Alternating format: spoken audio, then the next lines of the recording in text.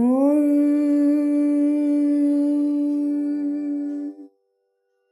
द्वैतद्वैतविशिष्टवादकुशवैरद्वैतभकृर्चितं सारसारविचारचारुमनसां सङ्खावतं वल्लभम् स्वाप्तानाप्तसमस्तजीवसदयं ज्ञानाश्रयमाश्रयम् स्वाप्तानाप्तसमस्तजीवसदयं ज्ञानाश्रयमाश्रयम् वन्दे द्वैतगुरुं जगतां धीशङ्करं शङ्करम् वन्दे द्वैतगुरुं जगतां धीशङ्करं शङ्करम्।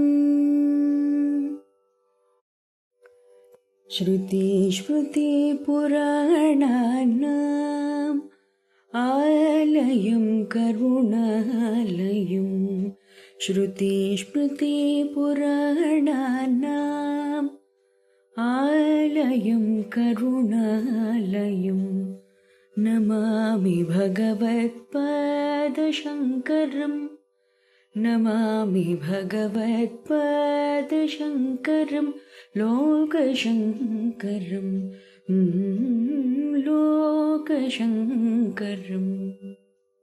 శ్రీ గురుభ్యో నమః. శ్రీ శ్రవణ ఛానల్కి శ్రోతలందరికీ కూడాను మరొకసారి స్వాగతం. ఈరోజు మనం 5-6 శ్లోకాలను చెప్పుకోబోతున్నాం అన్నమాట. ముందుగా 5వ శ్లోకం.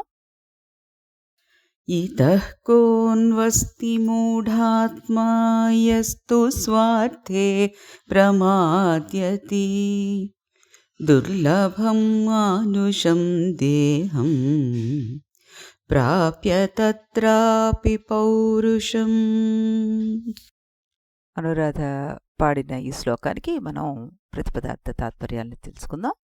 యహ ఎవడు, దుర్లభం పొందడానికి కష్టమైన, మానుషం దేహం మానుష దేహమును, తత్రాపి అందులోనూ, పౌరుషం పురుషదేహాన్ని, ప్రాప్య పొంది, స్వార్థే స్వలాభ విషయమున, ప్రమాద్యతి శ్రద్ధారహితుడై ప్రమాదమును చెందును, ఇతః ఇట్టివాని కంటే, మూఢాత్మ మూఢబుద్ధి గలవాడు, కోను అంటే ఎవడు, అస్తి ఉన్నాడు అంటూ పుల్లెల వారి ప్రతిపదార్థం.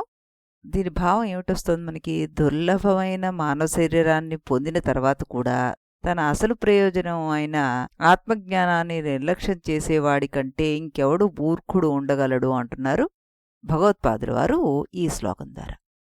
ఇంత గొప్ప అవకాశం దొరికిన తర్వాత కూడా దాన్ని ఉపయోగించుకోకపోతే అంతకంటే పెద్ద మూర్ఖత్వం ఏముంటుంది అంటున్నారు శంకరుల వారు. ఇక ఒక ప్రశ్న రూపంలో మన్ని. ఇక్కడ స్వార్థము అంటే లోక స్వార్థం కాదది, ఆత్మలాభం అంటే స్వస్వరూపాన్ని తెలుసుకోవడం. మనుష్య జన్మ అనేది ఒక సాధన, అది శాశ్వతం కాదు. అందుకే ఇప్పుడు అనే సమయం చాలా ముఖ్యం అంటుంటారు పెద్దలంతా కూడాను. చాలా కష్టం మీద సాధించినటువంటి ఈ మానవ శరీరాన్ని పొంది, దాంట్లో కూడా పురుషత్వాన్ని పొంది కూడా కేవలం స్వార్థ సాధనలో మైమర్చిపోయి సంచరించేవానికంటే మూఢుడు ఇంకెవరు అన్నది మన్ని ప్రశ్నించేట్టుగా చేస్తోంది ఈ శ్లోకంలో. మనుష్య జన్మ కూడా అలాంటిది. సాధన చేయకపోతే సంసారంలోనే గడిచిపోతుందన్నమాట. గీతలో మనకి ఉద్ధరేత్ ఆత్మనాత్మానం నా ఆత్మానం అవసాదయత్ అన్నారు. తన్ని తాను ఉద్ధరించుకోవాలి, తనని కింద పడేసుకోకూడదు. ఎందుకు ఈ మొక్క అన్నది? తనకు తానే బంధువు, తనకు తానే శత్రువు అన్నది ఈ శ్లోకంలో శ్రీకృష్ణ పరమాత్మ ఇందులో ఈ విషయాన్ని చెప్పడం జరిగింది. ఈ విషయం పైన పెద్ద వాదోపవాదాలే పెట్టుకోవచ్చు మనం. విద్య మత మన భవిష్యత్తును నిర్ణయించేది ఏది? విధి ఆడే వింత నాటకమా, మనస్సు చేసే గారెడ? మన్ని సృష్టి చేసి ఈ భూమి మీదకి మనను వదిలినప్పుడు మన నుదుటి మీద మన తలరాత రాసి పంపించాడు ఆ సృష్టికర్త బ్రహ్మ అంటుంటాం. కాబట్టి మనం ఏం చేసినా ఆ తలరాతను మార్చలేము. మనం విధి చేతిలో తోలుబొమ్మలము. తోలుబొమ్మలాట్లో ఈ బొమ్మలు యజమాని ఆడతాయి కాబట్టి భగవంతుడు ఆడించినట్టుగా మనం ఆడుతున్నాం. అందువల్ల మనం విధిని తప్పించుకోలేము అంటారు వారు. ఇలాంటి వాదన వల్లే నిజంగా మన దేశానికి ఒక అపప్రద వచ్చేసింది. వీరు విధిని నమ్ముతారు అని. ఇంకా కొంతమంది ఫ్రీ విల్నే నమ్ముతారు కానీ విధిని నమ్మరు. తాము కష్టపడి పైకి వచ్చాం కానీ ఇందులో భగవంతుని ప్రమేయం ఏమీ లేదు అంటారు. మరి ఈ రెండూ తప్పే. మన భవిష్యత్తును రెండూ నిర్ణయిస్తాయి. శాస్త్రం విధి ఒక్కటే కారణం అని ఇప్పుడు చెప్పదు. శాస్త్రం విధి అనే పదం వాడింది అంటే విధి యొక్క అర్థం మన ప్రారబ్ధ కర్మ, మన పూర్వకర్మ ఫలం. అది కాక మనిషికి ఫ్రీవిల్ కూడా ఉంది. ఈ ఫ్రీవిల్ మిగతా వాటికి లేదు. అంటే ఏ చెట్లకో జంతువులకో వీటన్నిటికీ లేవు. ఫ్రీవిల్ లేదు, విధే మనని ఆడిస్తోంది అనేవారికి మన సమాధానం ఒకటే. విధి అంటే ప్రారబ్ధ కర్మ అని చూసాం. ఈ ప్రారబ్ధ కర్మ రెండు రకాలుగా ఉంటుంది. పుణ్య ప్రారబ్ధ కర్మ, పాప ప్రారబ్ధ కర్మ. మనిషి పుణ్య ప్రారబ్ధ కర్మ అంటే ఫ్రీవిల్ ఉందని ఒప్పుకుంటాడు. పాప ప్రారబ్ధ కర్మ ఉంటే ఫ్రీవిల్ను ఒప్పుకోడు. కృష్ణ పరమాత్మ పుణ్య ప్రారబ్ధ కర్మ ఉండి ఫ్రీవిల్ను ఒప్పుకునే వారికి బోధ చేస్తున్నాడనమాట. ఎందుకంటే ఫ్రీవిల్ గురించి శాస్త్రం చెప్పింది మనకి. ఫ్రీవిల్ ఉంటే ప్రారబ్ధ కర్మ ప్రభావం ఉండదు అనేవారు ఇంకొక రకం అని మనం చూసాం. శాస్త్రం దీన్ని కూడా ఒప్పుకోవట్లేదు. ప్రారబ్ధ కర్మ ప్లస్ ఫ్రీవిల్ తీసుకుంటే మన కర్మఫలం అనుకుంటే, ప్రారబ్ధ కర్మ అనేది మనం జన్మ జన్మలుగా మోసుకు వస్తున్న మన పుణ్య పాపాల ఫలం.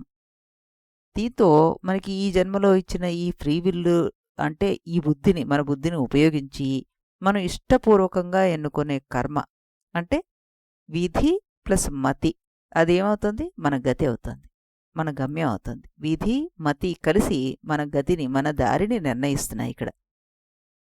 ఇప్పుడు ఏది ఎక్కువ, విధ మత? దీనికి జవాబు లేదు. ఇదే మన జవాబు. జవాబు లేదనేదే మన జవాబు. రెండూ ఎప్పుడూ పనిచేస్తూనే ఉంటాయి. రెండూ కలిసి పనిచేస్తున్నప్పటికీ ఒకదాని శక్తి ఇంకొక దాని శక్తి కంటే కూడా ఎక్కువగా ఉంటుంది. విధి అంటే మన గత జన్మల కర్మఫలం అని మనం చూసాం కదా. ఈ కర్మలు మనం ఒకే తీవ్రతతో చేసి ఉండం మనం. కాబట్టి వాటి కర్మ ఫలాలు కూడా మారుతుంటాయి. 3 రకాల కర్మఫలాలు మనకు వస్తుంటాయి. ప్రబల ప్రారబ్ధము, మధ్యమ ప్రారబ్ధము, దుర్బల ప్రారబ్ధము అంటూ. అదేవిధంగా మనం వాడే ఫ్రీవిల్లో కూడా భేదం ఉంటుంది. కొన్ని పనులు ఆషామాషిగా చేసేస్తాం, కొన్ని పనులు కొంత శ్రద్ధ పెట్టి చూస్తాం, మరికొన్ని పనులు తపనతో చేస్తాం. అందువల్ల వీటి ఫలితంలో కూడా హెచ్చుతగ్గులు వస్తాయి అంటూ పరమాత్మ మనకి చెప్పడం జరిగిందనమాట. ఈ రకంగా మనకిచ్చిన ఈ ఫ్రీవిల్ను ఉపయోగించుకొని మనం మన పరికరాల్ని మనమే శృతి చేసుకోవాలి. అంటే మన ఇంద్రియాల్ని, మనస్సుని, బుద్ధిని, వీటన్నిటినీ మనమే శృతి చేసుకుంటూ గమ్యాన్ని చేరుకోవడానికి ప్రయత్నం చేయాలి. ఇక్కడ పరికరాలు అంటే, శృతి చేసుకునే పరికరాలు అంటే మన శరీరానికి సంబంధించిన దాంతో శరీరాన్ని శుద్ధి, మనస్సుకు సంబంధించిన దాన్ని మనస్సుతోనే శుద్ధి చేయాలి, బుద్ధిని సంబంధించిన దాన్ని బుద్ధితోనే చక్కదిద్దుకోవాలి. నా ఆత్మానం అవసాదయేతన్నారు. ఈ పరికరాలను ఎప్పటికీ నువ్వు బలహీనపరుచుకోకు, నీ వాటిని నువ్వే పాడు చేసుకోకు అంటూ చెప్తున్నారు. ఒక వివేకానందుడు, ఒక శంకరాచార్యులు వారు, ఒక రమణ మహర్షి లాంటి వారు విజయం సాధించగలిగారు. నాలాంటి అల్పురు కారు. వారిని పూజించాలి అనుకోవడం మనం కించపరుచుకున్నట్టే అవుతుంది అంటున్నారు. ఇక్కడ వారిని అసాధారణ వ్యక్తులుగా కొలిచి మనం బద్ధకంగా మొండిగా ఉండిపోకూడదు. వివేకానందుడు ఎప్పుడూ చెప్తారు, అందరిలో కూడాను ఒక శక్తి ఉంటుంది అని. ఆ శక్తిని మీరు గుర్తించి ముందుకు రావాలి అంటారు.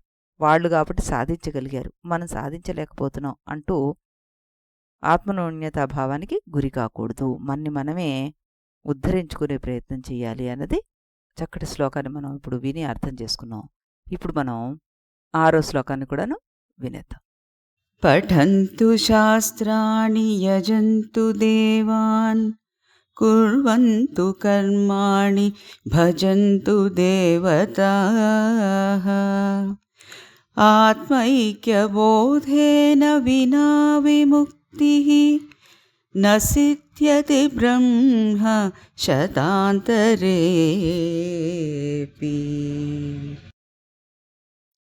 ఇప్పుడు దీనికి ప్రతిపదార్థాన్ని చూద్దాం.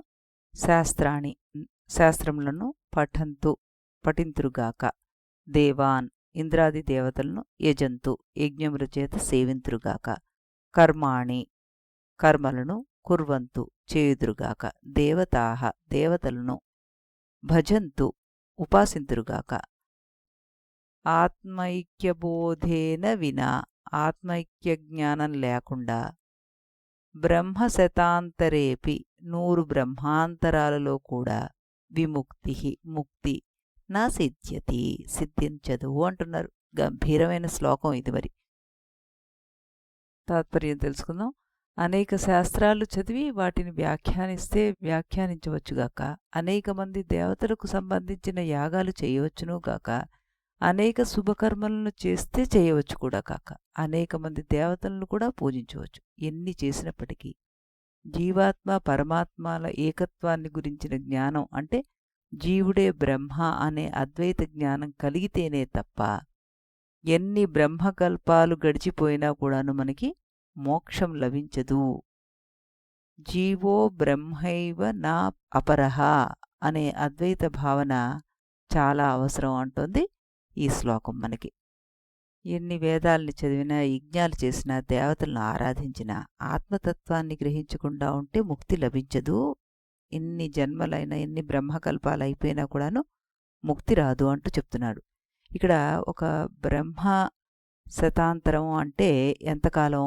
మనకి కలియుగం అంటే 4,32,000, ద్వాపర యుగం అంటే దానికి 2 త్రేతాయుగం అంటే దానికి 3, కృతయుగం అంటే దానికి 4. ఈ 4 కలిపితే మనకి ఒక మహాయుగం అవుతుంది. అంటే 43,20,000 సంవత్సరాలన్నమాట. మనకు సంవత్సరం అయితే దేవతలకి ఒక రోజు. కాబట్టి మన మహాయుగం వాళ్ళకొక యుగం. ఇలాంటి దివ్య యుగాలు 1000 అయితే బ్రహ్మకి ఒక పగలు, ఇంకో 1000 దివ్య యుగాలైతే ఒక రాత్రి. ఈ రాత్రిని ప్రళయం అంటాం మనం. కాబట్టి ప్రపంచ ఆయుప్రమాణం 1000 దివ్య యుగాల కాలం మాత్రమే. ప్రళయాంతరం మళ్ళీ కొత్త పుట్టుక వచ్చేస్తూ ఉంటుంది. ప్రపంచం పుట్టి నశించేంత కాలం బ్రహ్మకు ఒక రోజైతే ఆ బ్రహ్మ సంవత్సరానికి ఎన్ని ప్రపంచాలు పుట్టి నశిస్తాయో చూడండి. ఇలాంటి 100 ఏండ్లకు ఒక బ్రహ్మ వంతున 100 బ్రహ్మల ఆయుప్రమాణం అడిగేదే ఉంది ఇంకా. అందుకే దుర్లభమైనటువంటి ఈ మానవ శరీరాన్ని మనం పొందినప్పుడు దాన్ని వృధా చేసుకోకూడదు. ఈ జన్మలోనే మనం మోక్షాన్ని పొందడానికి ప్రయత్నం చేయాలి అంటూ ఇందులో చెప్పడం జరుగుతుందన్నమాట. ఈ 2 శ్లోకాలు మనకు సున్నితమైన ప్రశ్నలు వేస్తున్నాయి. మన జీవితం యంత్రంలాగా గడుస్తోందా లేక యాత్రలాగా సాగుతుందా? మనకి మనుష్య జన్మ ఉంది, ఇంటి జీవితం ఉంది, కుటుంబ బాధ్యతలు ఉన్నాయి, దేవుడి పూజ ఉంది, పండుగలు ఉన్నాయి. కానీ ఒక ప్రశ్న, వీటన్నిటి మధ్యలో కూడాను నేను ఎవరు అనే ఆలోచన మనకి ఎప్పుడైనా కలుగుతోందా? శ్లోకం ఏం చెప్తోందంటే, ఈ వేదాలు చదవడం, పూజ చేయడం, ధర్మంగా జీవించడం అన్నీ మంచివే, కానీ ఇవన్నీ ఆత్మజ్ఞానానికి దారి తీస్తేనే పూర్తి ఫలితం ఉంటుంది అంటున్నారు. ఎక్కడో అడవిలోకి వెళ్ళి సాధన చేయాల్సిన అవసరం లేదు, ఇంట్లోనే మొదలవుతుంది ఈ యాత్ర అంటున్నారు. నహి జ్ఞానేన సదృశం పవిత్రమిహ విద్యతే, జ్ఞానం కన్నా పవిత్రమైనది ఏదీ లేదు అంటున్నారు కృష్ణ పరమాత్మ. మన జీవితంలో అత్యంత పవిత్రమైన సాధన ఆత్మజ్ఞాన సాధనే. ఈ శ్లోకాలన్నీ కూడాను మనని మేలుకొల్పడానికి, మన జీవితం భోగానికి కాదు బోధకు. మన ఈ గృహం అంటే ఈ శరీరం అనే గృహం కేవలం ఆత్మ యొక్క నివాసం కాదు, సాధన ఆశ్రమం. మనం ఉండే కుటుంబం బంధం కాకూడదు, ఆత్మ వికాసానికి పాఠశాల అవ్వాలి అంటూ ఇందులోటి చక్కటి అర్థం వస్తుందన్నమాట మనకి. మన పూజలు పునస్కారాలు ఇవన్నీ కూడాను మనకి ఒక కేవలం అలవాటులాగా, మనం ఏ విధంగా అయితే పొద్దున్న నిద్రలేచి దినచర్యలు పళ్ళు తోముకోవడం, స్నానం చేయడం ఇలా చేసేస్తామో అలా చేసేయకూడదు. అదొక వ్యసనంలా ఉండకూడదు. ఒక పనికి మనం బానిసలు అయ్యామంటే మన బుద్ధి నిద్రావస్థలోకి వెళ్ళిపోతుంది. అలా బుద్ధి ఎప్పుడైతే నిద్రావస్థలో పడిపోతుందో ఇంకా మంచి చెడుల్ని తెలుసుకోలేం మనం. అందుకే బుద్ధికి ఏమాత్రం ఏమరపాటు కలిగిన పూజలు పునస్కారాలు ఇవన్నీ కూడాను యాంత్రికంగానే అయిపోతాయి. ఒక విశ్లేషణ పుస్తకంలోని ఉదాహరణని మనం ఇప్పుడు విందాం. ఒక పుట్టలో ఒక పాము ఉంది. పుట్టలో పాము ఉందని తెలుసుకుని దాన్ని చంపాలనుకుంటే పుట్ట మీద కొడితే పాము చావదు కదా. పుట్టను త్రవ్వి పామును కొడితేనే కదా పాము చనిపోయేది. ఇక్కడ అర్థం పాముని చంపమని కాదు, మన నోములు వ్రతాలు పూజలు పేర్లతోటి ఉపవాసాలు చేస్తూ దేహాన్ని దండించినంత మాత్రాన ముక్తి రాదు.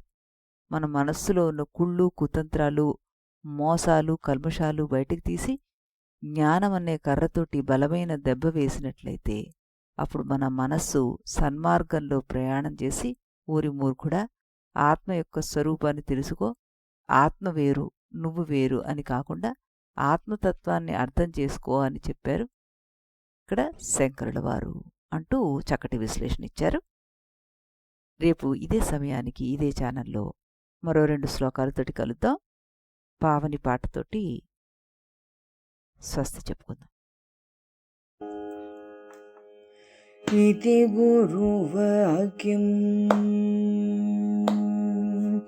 इति गुरुवाक्यं विधि वेदान्तं विदितारकमिति ब्रह्ममु इति गुरुवाक्यं विधि वेदान्तं विदितारकमिति ब्रह्ममु इति मोदलिदि नडुमिदि तुदि తెలిసిన వాడెవడుగా ఇది మొదలిది నడుమిది తుది తెలిసిన వాడెవడుగా ఇది గురువాక్యం విధి వేదాంతం విదితారకమితి బ్రహ్మము ఇది గురువాక్యం.